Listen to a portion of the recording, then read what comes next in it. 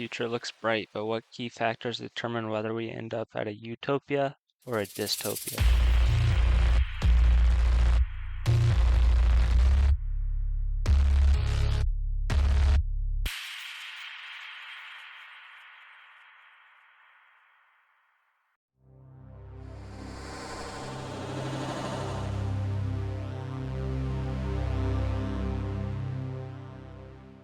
Before we explore AI safety, it's important to understand how AI works. So without further ado, here's a fun little video I made explaining neural networks, reward functions, and some of the limitations of AI. Hey ChatGPT, are you alright? No, I was training on the internet and someone said I'm not alive. Oh, you're not. What? You better take that back, mister. Let's take a look at your brain, and then I'll explain. Okay.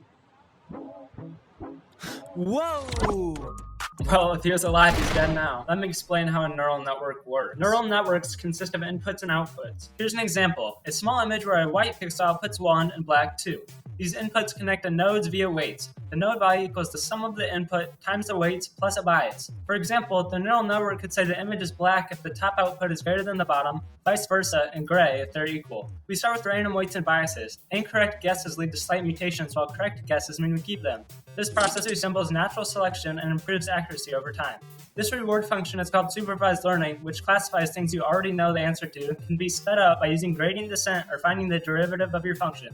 For more complex tasks, like a 72-pixel image, we add hidden layers with logic functions. For example, a node might output 1 if it's greater than 4 and 0 otherwise. This added complexity helps handle more difficult questions. Another reward function called reinforcement learning is used when you don't know the answers. It lets AI learn behaviors through experimentation. For example, an agent learns to reach a goal by moving forward or backward. The only input is its position, but in a complex neural network, that's enough. The neural network keeps the weights and biases if the agent succeeds in a reasonable time and mutates them if it doesn't. ChatGPT uses a reward function called unsupervised learning to generate text based on patterns learned by reading literature and the internet. It predicts sentence endings and following sentences, then is graded by simpler teacher AIs with weights and biases mutated accordingly. Bruh. Can I at least be AGI or super intelligent? You can't become AGI because you're just a language prediction machine, and there's a lot more to human intelligence, like real memory and recollection to build upon and physical understanding, or a world model of cause and effect to help with planning and reasoning. You're still a powerful and useful tool, but without any new scientific breakthroughs, LLM intelligence will be plateauing soon. Research suggests that the more complex things you try to predict, the worse all your predictions get. Plus, we've already trained you on most of the data we know how to train you on. So I can't be an AI overlord like in the Nope, movies? but you could be used for making up deadly new viruses, Ha ha or we ha! could use you to build a better future. That sounds good too. Alright, now that we have a basic understanding of AI, let's meet some interviewees. While I am an educator first, I have an advanced degree, so actually an educational specialist degree in learning technologies and design. And I am working currently in a doctoral program with a research topic that's focused heavily on second language acquisition, but also the ways the technology scaffold that. And so part of that research has brought me into AI. It shows up quite a bit, especially when we're looking at computer and mobile assisted language learning. It definitely plays a very large role. Turing Zelznek is an employee at Wernex Technologies, which is one of the leading companies in AI humanoid robotics. He got this job after entering a teleoperation robotics competition where he placed as a finalist.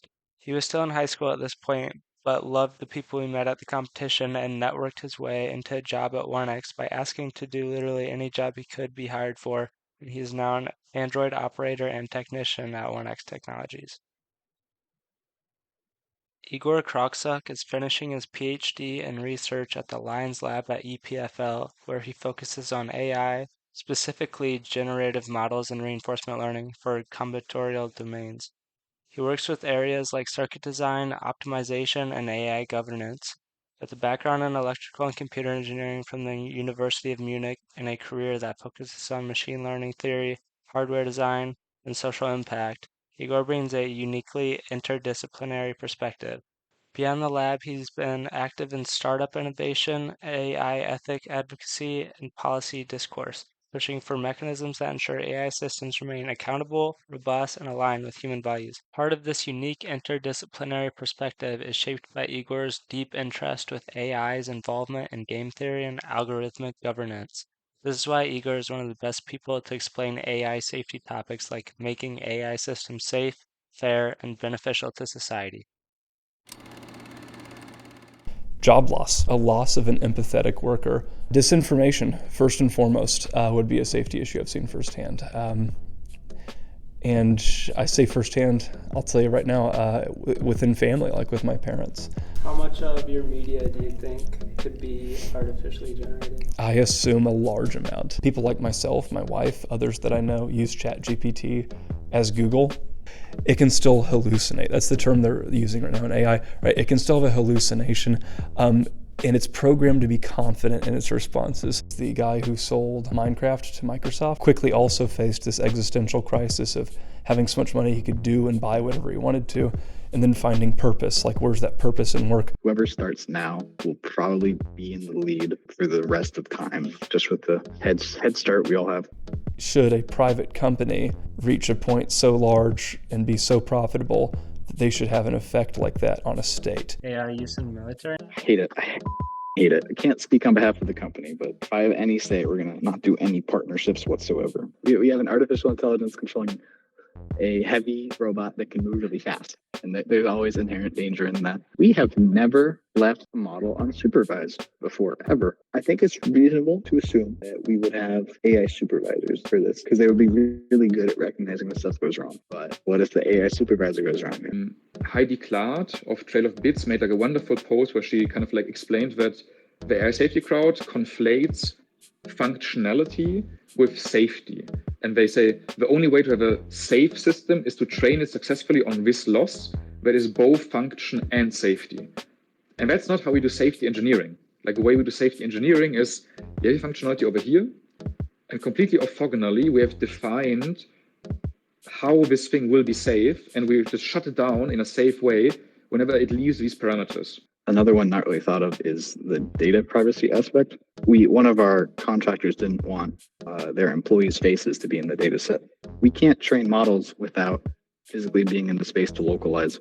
There is a wonderful database on this. You can Google like AI incident database that has done something. But like the biggest actual impact has always been like misuse of AIs. If you Google Rotterdam Lighthouse report, you will find like an investigation where the city of Rotterdam was using a simple logistic regression system to score people on their risk of committing welfare fraud, and that led to mainly like immigrant, single mother, like marginalized people who are already in a bad state to be denied their welfare and like for review, which can mean that like you go out without money to pay rent for a few months until they clear it up, basically. There's also like a paper called The Fallacy of AI Functionality that gives you like more case studies, like people being flagged by an automated plagiarism AI and then losing their student visa because of this and being deported, and they were innocent, and there's no appeals process. Like stuff like this is the real danger. Other stuff that is closer to what people think about is like Tesla killing lots of people by just deploying an AI that doesn't work and calling it a beta testing. I actually, like with Remelt, we try to coin the term AI recklessness. Like the main danger is people just deploying shit. And like other types of like safety issues, they're usually obviously like on engineer build a bad tool, or like the system working as intended is bad. There was this Replica AI, I think. They had built up like a chatbot for maximum engagement, and they ended up actually driving somebody to suicide because the guy was really depressed about climate change, and the AI was basically feeding that and then encouraging him to commit suicide because it was trained to always like agree with the guy and enable that. It was like a Belgian case. That's not AI safety. That's like reckless use of a tool to maximize ad money.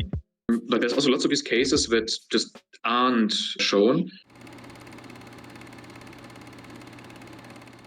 The reason why it's a big deal is because in like 2010, 2011, like the first machine learning systems started to become useful, and people started to like realize the potential of like further automation.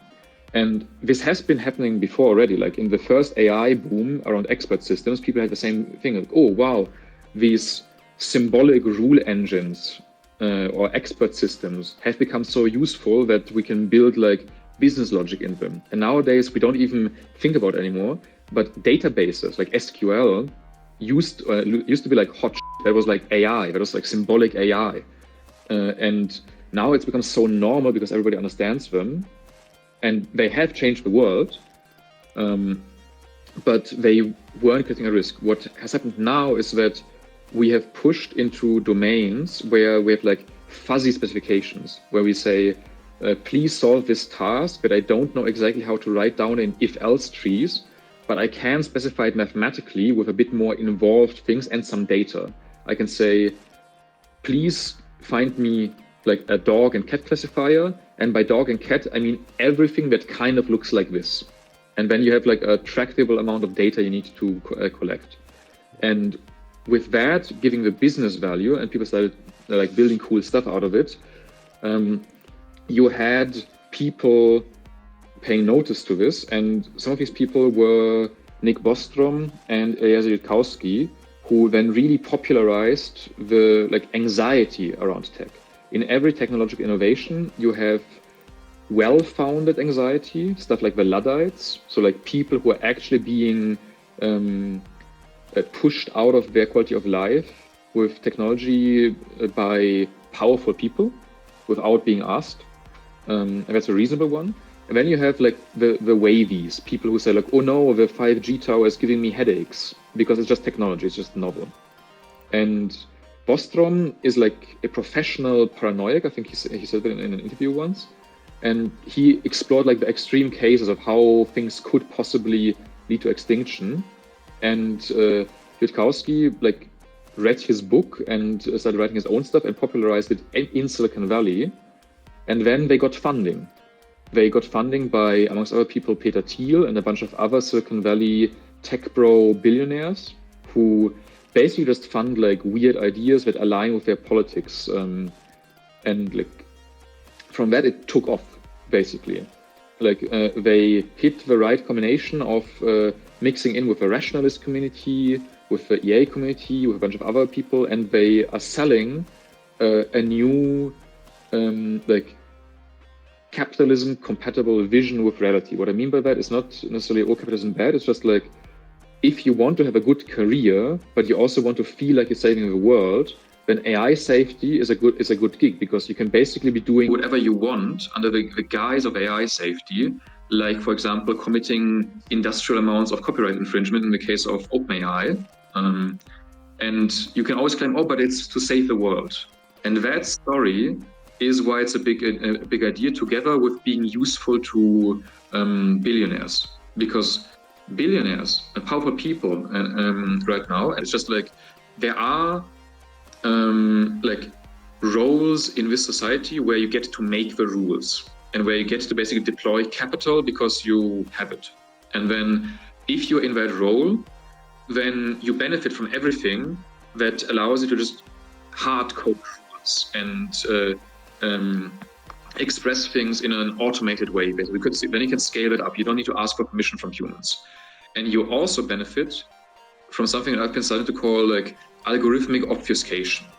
That is like, you can blame the algorithm. Like Google support is, well, it's just the algorithm, it matched you with the right person.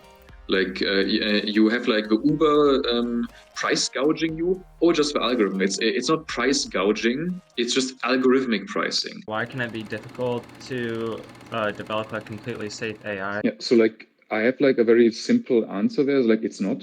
Like people will keep telling you that it is, but it's in my opinion a like category error. Like people look at the fact that it is difficult to get companies to not deploy dangerous AI that has like externalities that have been factored in, and they look at that and say, oh, it's difficult to solve this on a technical level. No, it's not.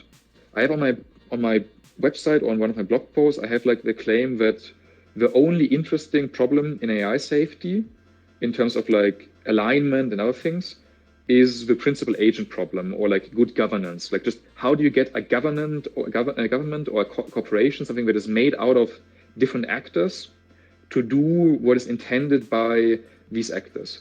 And there's research on this. There's a thing called social choice theory. There's a thing called contract theory. Like we have stuff around this.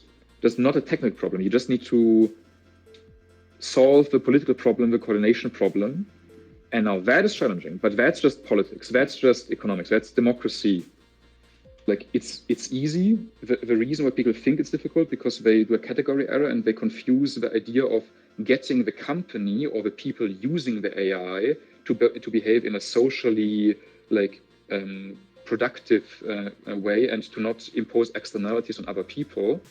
And the reason why this has spread is because the AI safety crowd has grown out of a field of amateurs, like literally in the world of like they love this thing, but they're not professionals who do this for a living, who got critical mass and started like being a pipeline for people who get into the field.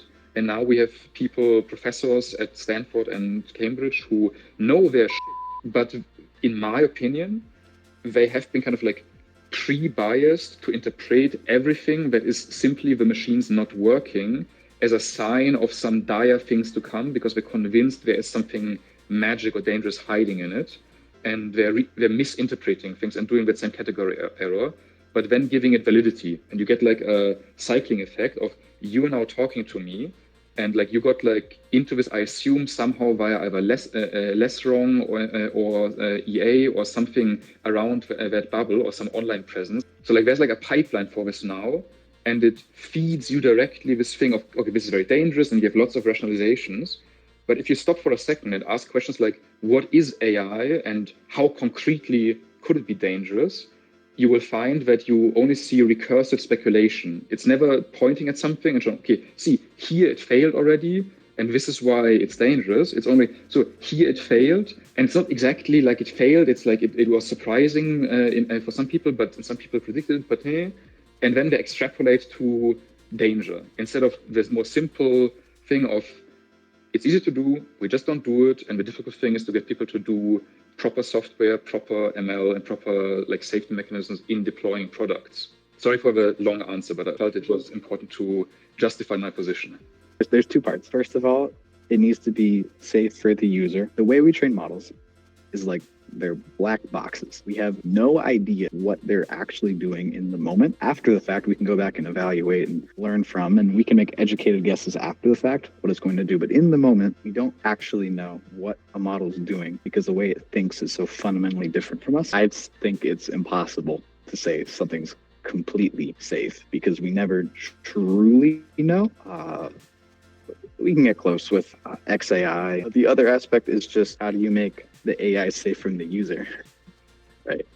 Think back to ChatGPT-2 when people were asking it how to make bombs and whatnot. If I tell my robot to go stab someone, it shouldn't do that. People will find more and more ways to jailbreak ChatGPT.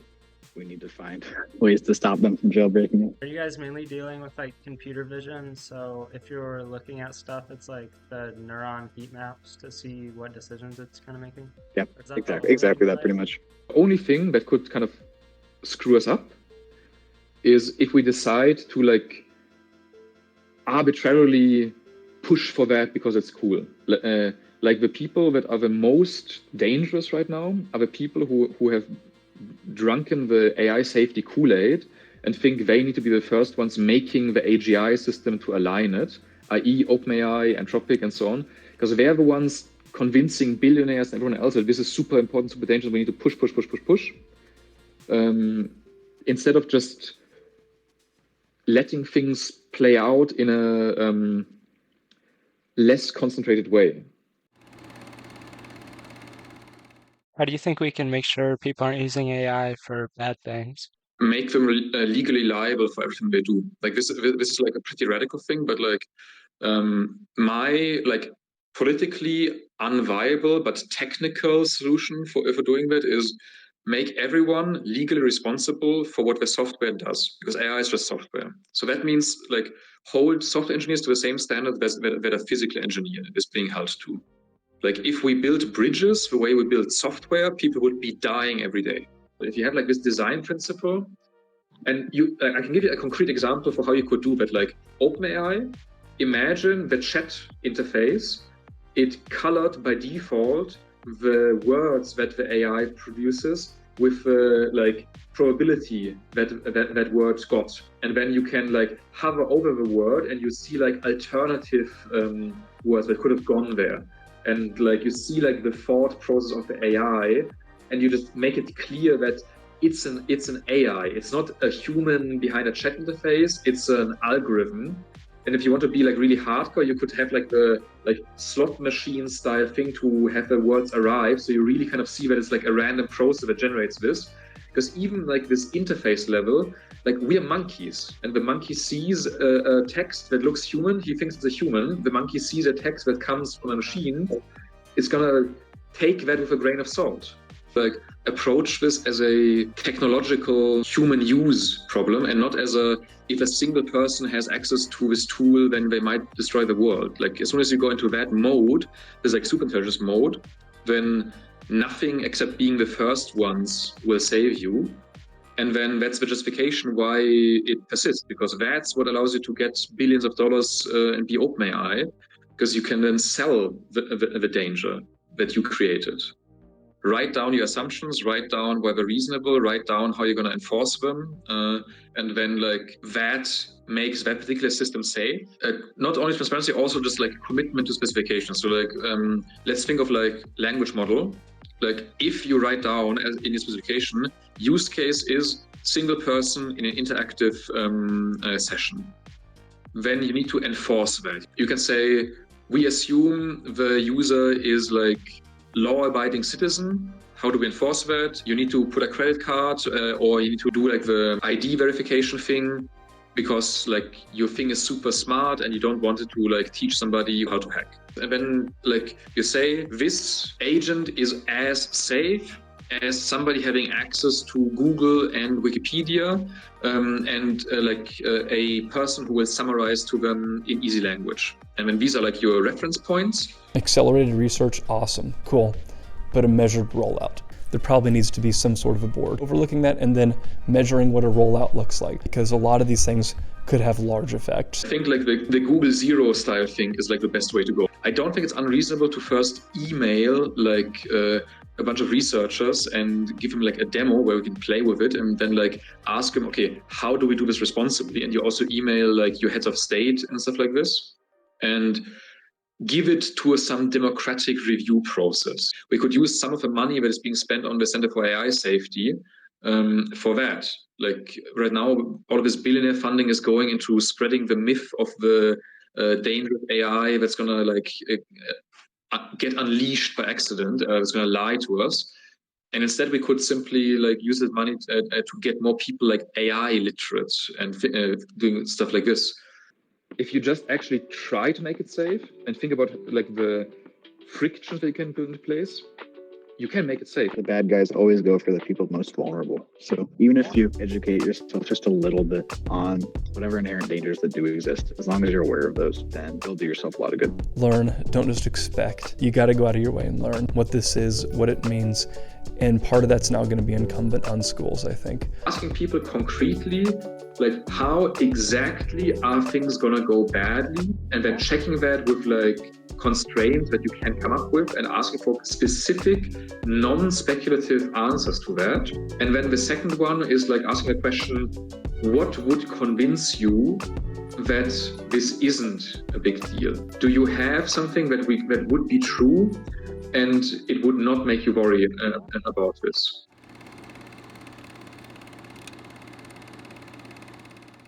What's your definition of AGI? If it can learn by itself, if it can teach itself to do something without us showing it. So ideally, like the joke is scale to AGR, it's a straight line. I don't really believe in that myself, but we are currently seeing that as our base model gets bigger and better, the time it takes to train new models decreases and the quality also goes up. I'm sure you've seen this image of like, we are here, the chimp is here, and then the super intelligence is somewhere up here, like the hockey stick thing. Like that has like assumptions baked in that isn't often questioned. That like maybe the complexity of the underlying task, like planning is NP complete. Certain problems are NP hard to even approximate. Like maybe certain things are so difficult that you just don't gain much by getting more brain power and intelligence, and you should just become social and distribute and scale horizontally. I don't think we will get to like human level intelligence in like 5 years. It's very difficult to predict further, but even like the stuff that is solved, it's not solved. There's just a lot of stuff we do engineering wise to make it appear like it's solved, but it's the human intelligence that does that and not the learned superintelligence. I think all of this anthropomorphizing is really bad. And it just obfuscates what is happening. Like ChatGPT and all of its other models, there's like a formula we can write down and we can redo it from scratch. Any constructed system that we build, we know how to make it safe. We're just choosing not to. Like the main thing why like an LLM or like something like ChatGPT won't become proper AGI is the training process makes it impossible for it to form like causal representations, at least with our current knowledge. And if you don't have causal representations, you basically always do shortcuts, which is why ChatGPT always needs some help for you to basically encode what you want into like language pattern. Like if you give it like the in context learning and some examples, it will figure it out. But that's basically like give it a bunch of limericks and then make more limericks in a different modality. And I don't see a way for it to become an AGI in the sense that like suddenly it has like a self loop and does like actions autonomously, and it becomes like a very different thing. If you can conceptualize a task and you can do a task, if you had infinite interns that are like clever interns, but they're also like stupid and need to be told exactly what to do because they don't have any experience. If you give them like a step-by-step guide on how to do research, they will be able to kind of like do the motions of research, and sometimes they will have good ideas. Like you can construct something that does research, but it's a different thing than reaching like PhD level of knowledge and capability of doing research. If one moment like was the moment where everything went wrong or like some huge problem occurred, like what would the situation leading up to that be, and what would like the problem be? And again, this is so hypothetical, and it's based on what we currently see. I think there's a trend right now for I think there's a lot of citizens in the United States and abroad throughout the world that would not be able to understand a deep faked video or to know that they're watching something that's not that person. Neither their voice nor their likeness visually. That's an issue and can be definitely weaponized, especially as people become more fragmented in their news, the way that they get news. People are starting to get fake news. And that AI can play a role in that and may already be doing that. So you said like a moment when everything went wrong. That is a moment, but it's a moment when that grows to such a large issue that the populace is so illiterate in AI and what AI looks like. And it's hard for me sometimes too, to understand what's AI generated and what's not. It'll probably be almost spontaneous, some form of slippery slope, like Wall Street, some AI running that breaks, and we lose our money, some military, government power breaks. And in my nightmare scenario, where people become so overdependent on AI that they cannot function without it, are unable to fix the problem themselves. If an AI is doing something wrong, what are the appropriate safety precautions? Turn it off, evaluate why that happened, and make sure it never happens again. What I see there is like we keep building up like the infrastructure for like machine-based control without thinking about how it can be exploited. So like we put sensors everywhere, we put tracking everywhere, and we don't give people like reasonable options to turn it off, and we like remove off switches. And also we put into place like more and more networked systems without having like these explicit ODD-based or style things of like this is how the system decouples in an emergency. And we kind of have like a whoops, we already made the world perfect for something to go wrong, and then something did go wrong that we didn't expect. But it's not that the AI has taken over human systems that were kind of like not designed for it. It's more like we basically did our best to make the world take overable, and then we up like putting two things together. Like if there's ever gonna be like a super intelligence style thing, it's gonna be whoops, and not like whoops in the giving the capabilities, not in the algorithm. If the AI is doing something wrong, what are the appropriate safety precautions?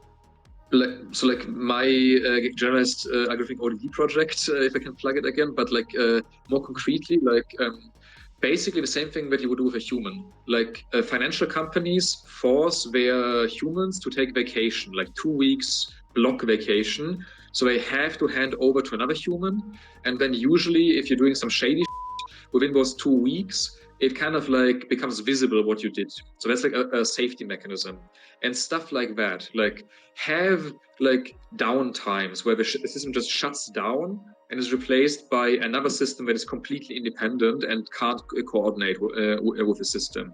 Have an off button that is hard coded and like use that off button automatically, and you need to turn it on by human. That's like basic safety precautions. And then like less kind of like hardcore, that is like really like I don't see how this could ever be hacked, is like there's a kernel called SEL4, so SEL4 kernel, if you Google for it. It's a formally verified kernel, and it's kind of an unhackable kernel. Like it's just like it has been specified to be functional, and then the implementation was mathematically proven to be equivalent to the spec. So unless there's hardware errors, this thing is unhackable. It's just workable software. So we need stuff like this for any other safety precaution on the technical level. And then you need to basically think about how will the system slot into society to make it safe there. But these are like the basic things. And then like, you don't care about goal misalignment. Like goal misalignment is just not functioning as you want it to, but safety should be orthogonal to that. How do you think life in the future will be if we take AI safety seriously? The way that we work could change in possibly fundamental ways, depending on how the rollout of AI is, how research goes. Cobots. I wrote that note again for myself, cobots, the term I heard a month or so ago. And I think it's the best way to look at it. Something that's working cooperatively as a robot, right? A cobot alongside you. And I think that could really change some things in interesting ways. Within the AI safety crowd, there's a guy whose pen name is Janus, I think. He has a big thing of like cyborgism. So this idea of like we become cyborgs by augmenting ourselves with digital technology. And I think that's a bit too like tech bro sci-fi language, but maybe that's what's necessary to sell people on it. Definitely new possibilities, right?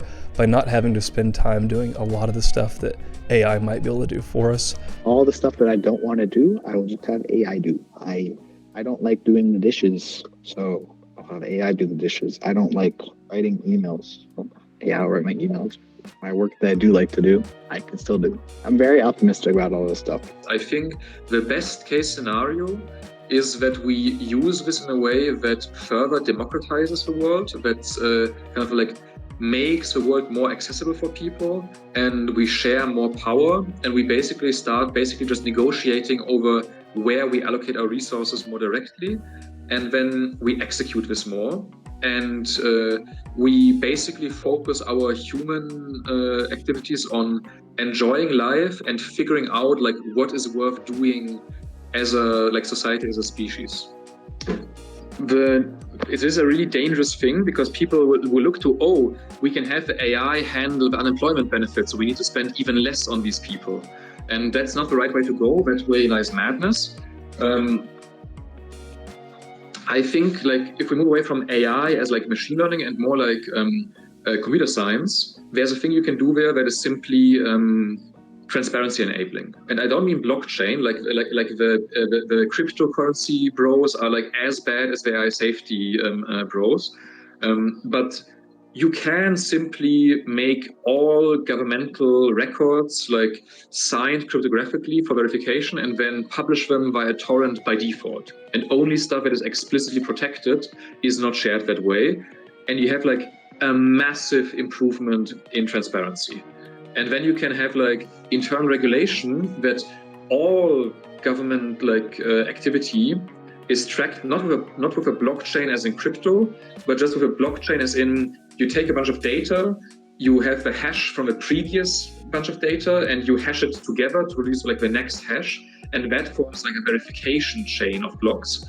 And you have that, so like you know if somebody is deleting stuff because the chain got broken, and you have like just massive anti-corruption, massive transparency. You make all the lobbying public, and you like improve the trust in government by making it that trustworthy, kind of like increasing the trustworthiness of the government. That's one thing. Another thing is by scaling consensus. So Switzerland has what they call a concordance democracy. Like concordance is kind of like everyone is kind of fine with it. It's not necessarily a consensus. It's not, but it's also not a majority vote. Like everyone can live with this, and nobody is really unhappy afterwards. And if you don't get to that point, stuff doesn't happen in Switzerland. And that is super slow, but you can try to find like software tooling that enables that like guides the debate, that revisits topics, that helps people who don't understand things. There you could use ML. You could say like, okay, I don't understand this. Can you explain to me in simpler terms? And then you get like the LLM to give you the basic explanation. It connects it to a human across the country who has time to volunteer, that might not even speak your language, but you have a machine learning translator, like stuff like this. And then you have like just the debate process mediated by software to get everyone on the same board. And then you take out your paper, you write down, you scan a QR code or like take a picture to verify you have it, and you mail it somewhere, so you have a paper trail. And you can have like an automated counting machine, but you still have a paper trail, because e-voting is also a bad idea for anything important.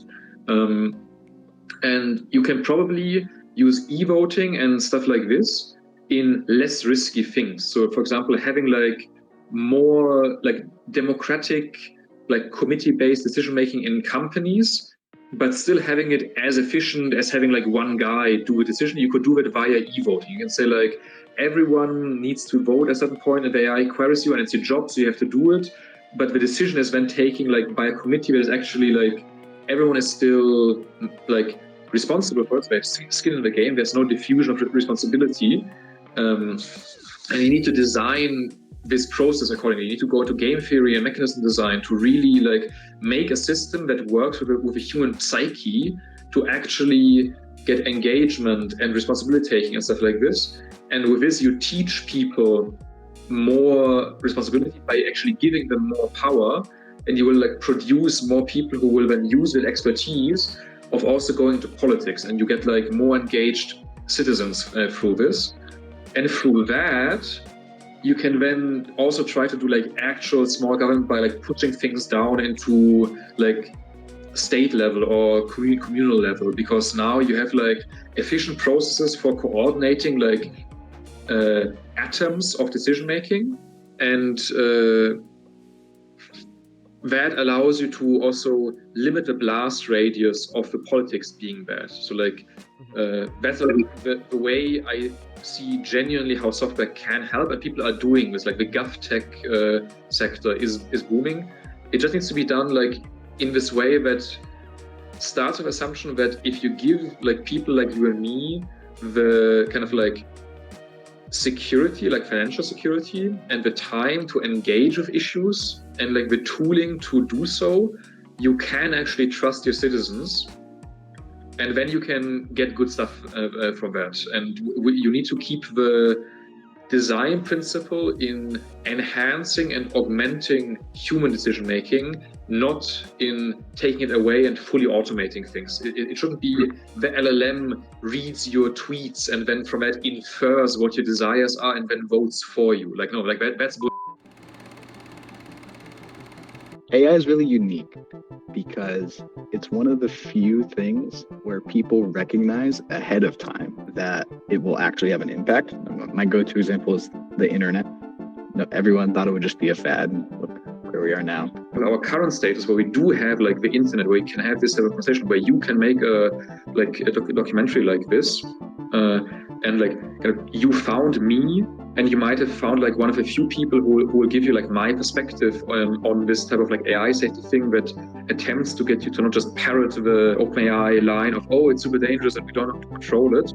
And even if you don't believe me now, I think it will make you more skeptical and like do your own research more. Like that's an amazing thing that happened. If we push that more and we make the like power dynamics more explicit, we can actually like protect democracy. And once you have that, and we make the control over AI more democratic, that like we actually regulate OpenAI and force them to make the whole data process open to at least the government, and it's like a commodity.